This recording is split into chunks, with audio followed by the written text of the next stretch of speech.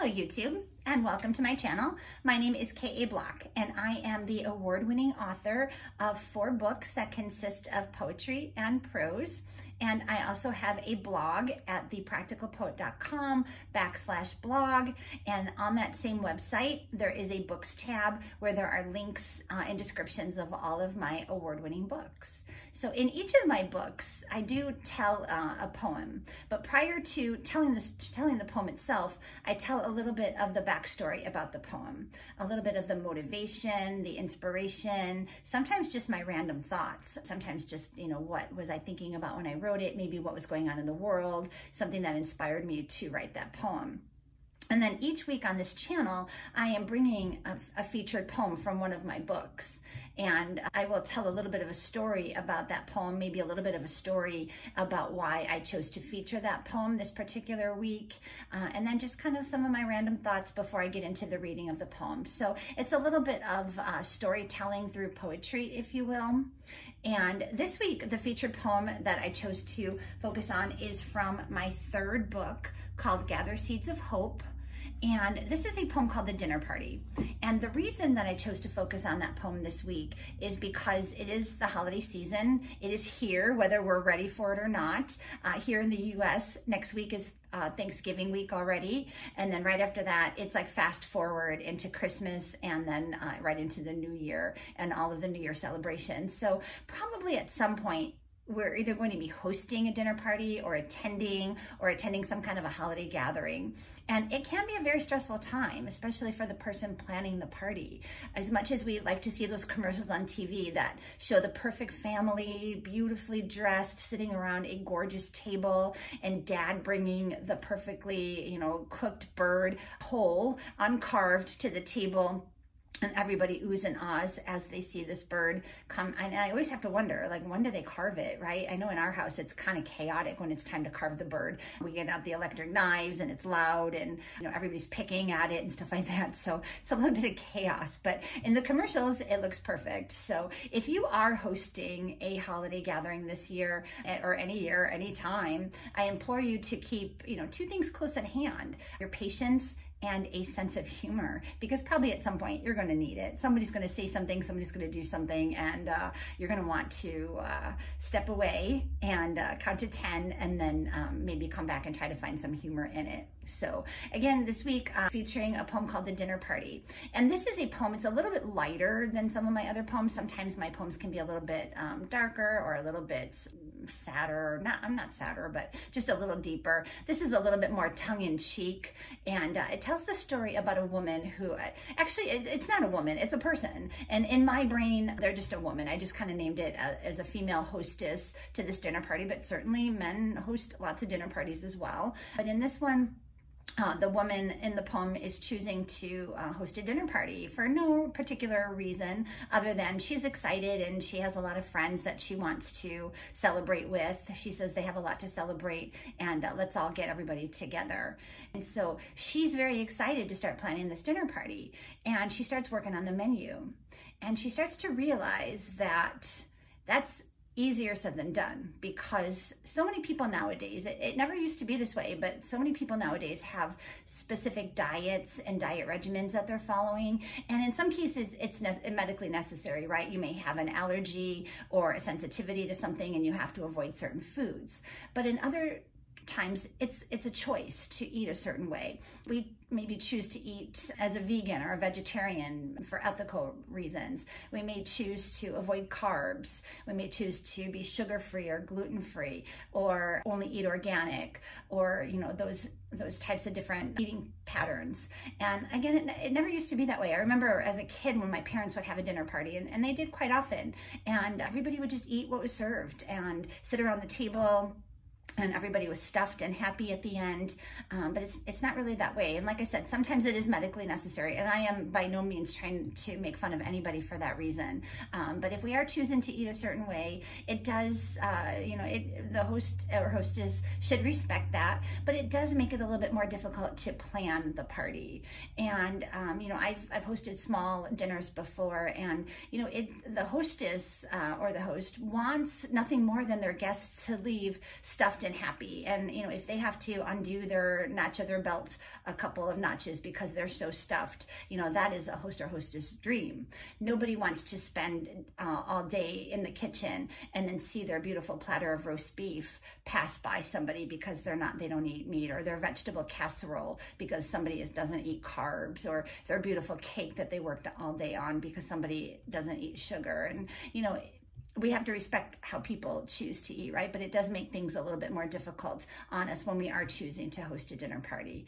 So the person that's the hostess of this party is a little bit overwhelmed by all of the different things that she knows about her guests and the different patterns that they have of eating. And so she decides, you know what, I can't handle the menu today. I'm going to move on to the seating chart, thinking again that that's going to be easier said than done, right? So she moves on to the seating chart, and as she's starting to put it together, again, people, you know, have differing views, and so she takes that into account. You know, she's doesn't want to seat people together that have opposing views. She wants it to be a nice gathering of exchanging of ideas, and she's a little bit nervous that if she seats certain people together, that there's, you know, an argument may break out. And again, you know, going back to our parties that I used to witness when I was a kid, you know, my parents and all their friends would sit around, and they would have differences of opinions and political viewpoints. But it never got heated. It never got angry. You know, everybody would just kind of have a nice open-minded discussion about it. And I feel like that's not so much the case anymore, right? If we bring up certain topics, everybody kind of braces themselves like, oh boy, here we go, hold on. You know, and unfortunately, it shouldn't be like that. When we sit with people that are very similar to us and have the same mindset, oftentimes we don't learn anything other than, you know, we might be high-fiving each other because we agree on the same thing, or we're voting for the same person, or what have you, but we don't really learn anything. And it's kind of a shame. It would be nice if we could lead a little bit more with curiosity and less with criticism.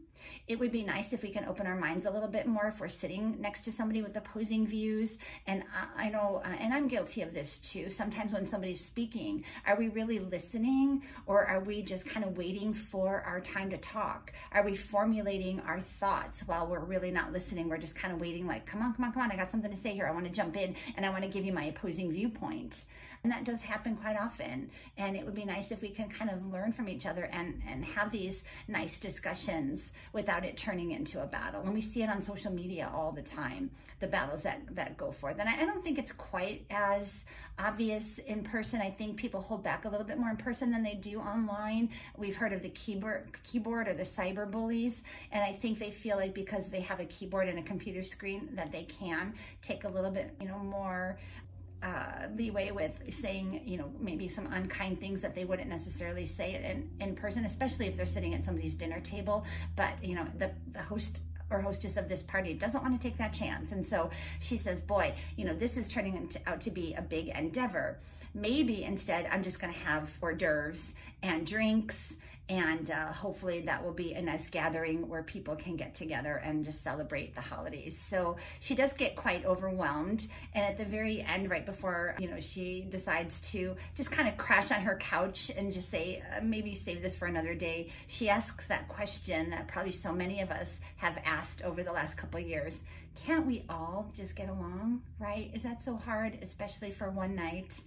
But she doesn't want to take that chance, or she's putting it off for another day. And so again, if you are planning a dinner party this season, keep that patience in mind, and maybe keep this poem nearby, and hopefully maybe you can relate to a little bit and maybe find some humor in it as you start to plan your dinner party.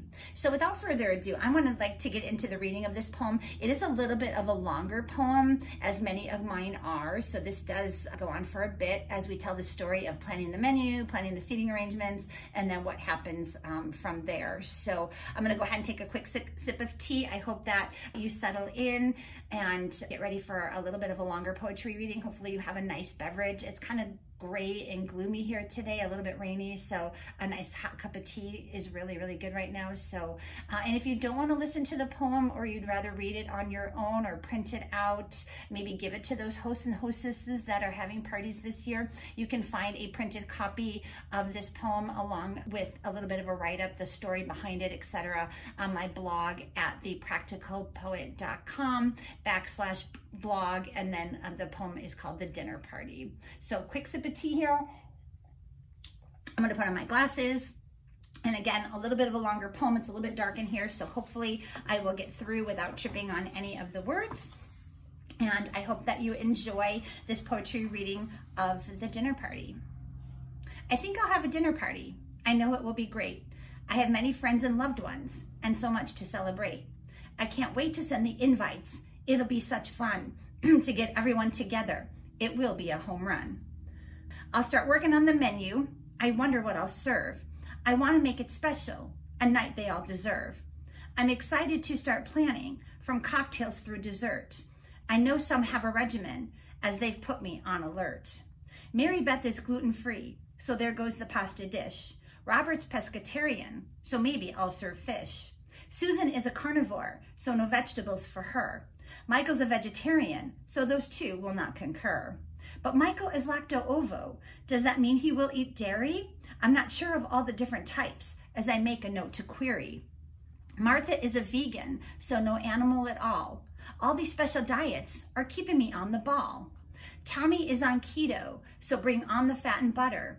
This is getting crazy, as under my breath, I start to mutter. Joy is lactose intolerant. There goes my creamy cake. Courtney requested flourless, but doesn't that taste fake? Julia needs sugar-free, so watch the salad dressing. I'm so glad I remember all these things. My memory is a blessing. Melanie is fasting and only eats at certain hours. Jennifer has allergies. I'd better scratch the flowers. Alicia will drink red wine, but only if organic. All of these requirements, I'm trying not to panic. I am doing my very best to take everything to heart. Forget about the menu. I'll work on the seating chart. Patrick is a liberal and Andrew is far right. I'll seat them on opposite sides so they won't start a fight. Daniel is an atheist, but hopefully he won't care if Helen wants to all join hands and say a dinner prayer. Joseph is an army vet and has completed 2 full tours. Donald is a pacifist and despises any wars. Darren drives a Prius. Bill drives a diesel truck. All these oppositions, I'm starting to not give a blank. Forget the seating chart. We'll have hors d'oeuvres and mingle. Tom's newly divorced, and I think Holly is single. Perhaps there is a chance they will make a connection. Everything will be all right. Just don't bring up the election. I'm starting to lose patience and ask myself if I'm wrong. To ask that just for one night, we all just get along. All of this preparation has turned me to a grouch as I order up a pizza and collapse onto my couch. So that was the reading of The Dinner Party. You can hear the woman's frustration as she goes from like super enthusiastic to like, hey, I'm gonna make this great, it's gonna be a great night, to, boy, you know, I gotta stay on the ball, this is great, all these different regimens are keeping me on the ball, I better query, I better find out a little bit more about each one, until you can start to hear she's starting to get a little bit frustrated and be like, you know, all of these oppositions, boy, I'm starting to not really give up over that, until she finally just decides, you know what, I'm gonna take care of me tonight, I'm gonna collapse onto my couch with a pizza and probably a glass of wine and just save the dinner planning for another time. So just a side note too, I meant to mention this earlier. When my editor was editing my book here, he made a little notation in the margin of this particular poem, and he said that this was his favorite poem in the book, that he could really relate to it. So with that, I hope that you can relate to it too. I hope that you keep in mind the humor behind it. I by no means intend to make fun of anybody or kind of, you know, poo-poo anybody's dietary needs. I understand. I have some myself. I personally do intermittent fasting, so I understand about the special, you know, only eating at certain hours kind of thing. That was kind of thrown in there for me. So at any rate, you can find a copy of this at my blog, thepracticalpoet.com, and I hope that you visit that website and maybe check out some of my other poems. And I hope that if you like what you heard, that you like and subscribe and come back next week for another poetry reading. And with that, if you're in the United States, I wish that you have a wonderful holiday season. Again, keep that sense of humor nearby. Keep your patience in check. If you need to step away, step away. Try not to say something that you're going to regret later. And if you're not in the U.S., and even if you are, the rest of the holiday season, I hope that it is wonderful for you. And thank you for listening to this poetry reading of The Dinner Party. And we'll chat again real soon. Thanks so much. Bye.